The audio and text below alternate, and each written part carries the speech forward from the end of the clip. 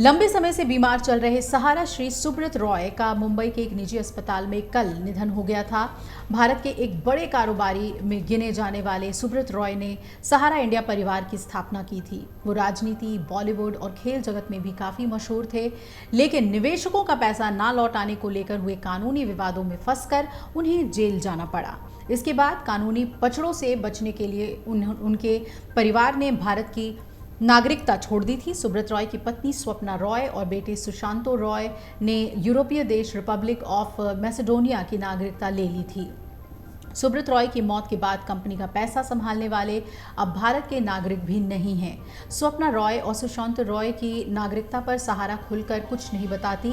हालांकि सूत्रों के मुताबिक कंपनी ने मैसेडोनिया में 3 बिजनेस खोलने की योजना बनाई थी। सहारा वहां डेयरी, 7 स्टार होटल और फिल्म प्रोडक्शन के क्षेत्र में उतरना चाहती थी। नागरिकता के चलते कंपनी को टैक्स लाभ समेत दर्जनों फायदे होते। वहां की नागरिकता काफी सस्ती भी है। सुब्रत रॉय के मैसेडोनिया के साथ अच्छे संबंध थे। कई बार उन्हें मैसेडोनिया में राजकीय अतिथि बनने का मौका भी मिला था। उन्होंने मैसेडोनिया में मदर टेरेसा का बड़ा स्टैच्यू बनाने का प्रस्ताव भी रखा था। साथ ही लास वेगास की तर्ज पर ही एक स्वांग कसिनो भी बनाना चाहते थे। मैसेडोनिया कभी युगोस्लाविया का हिस्सा था और वो 1991 में आज़ाद हुआ और 1993 में संयुक्त राष्ट्र का सदस्य बना। दक्षिण पूर्व यूरोप में मैसेडोनिया की नागरिकता लेने के लिए आपको बस 4 लाख यूरो निवेश करने होंगे और 10 लोगों को नौकरी देनी होती है। इसके अलावा रियल एस्टेट में 40,000 यूरो से अधिक का निवेश करने पर आपको 1 साल तक मैसेडोनिया में रहने का अधिकार मिल जाता है।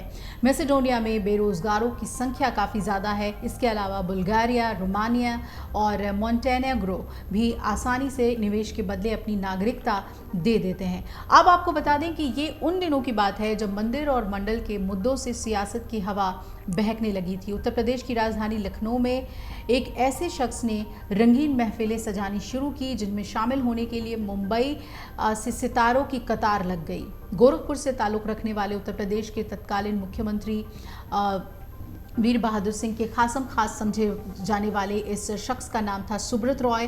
वहीं सुब्रत रॉय की स्कीम बड़ी लुभावनी थी। बस करना यही था कि ग्राहक को अपने साथ कुछ और ग्राहक जोड़ने होते थे और फिर इन ग्राहकों को अपने साथ इसी तरह कुछ और ग्राहक जोड़ने होते थे, यानी कि चेन बनती जाती थी और पैसा लखनऊ पहुंच जाता था।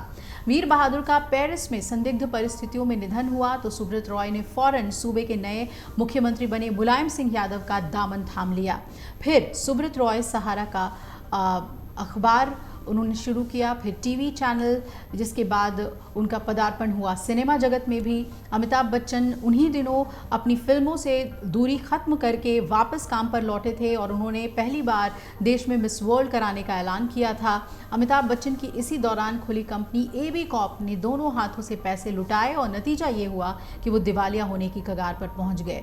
उधर सियासी चक्र उत्तर प्रदेश में इतनी तेजी से घूम रही थी कि मुलायम सिंह यादव लखनऊ की राजनीति से निकलकर दिल्ली से सूबेदार बन गए और उन्हें रक्षा मंत्री का पद भी मिल गया।